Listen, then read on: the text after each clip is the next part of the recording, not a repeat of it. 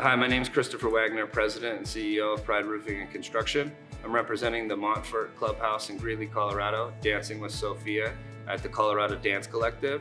I look forward to trying to impress my wife. She's a all-state Florida Colombian salsa dance pro, so hopefully I don't disappoint. The reason I'm dancing for the Boys and Girls Club at the Monfort House is because I believe in time and legacy is all. I want to lead my network into giving more through philanthropic endeavors, because ultimately at the end of the day, why I give back isn't just because I can do something myself with my givings, but I want to inspire other people to do the same thing and to pass that along to the next generation. I don't know what better way to invest than to invest in legacy and the next generation.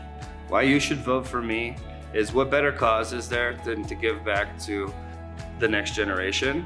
Also, I might be on the younger side, but don't let that fool you. I have 2 bulge discs and I have arthritis rubbing against 2 nerves in my low back, but I'm gonna still get out there. I'm gonna dance, and I'm gonna dance hard. I'm gonna do it for the kids, and I really hope that you'd give me your vote.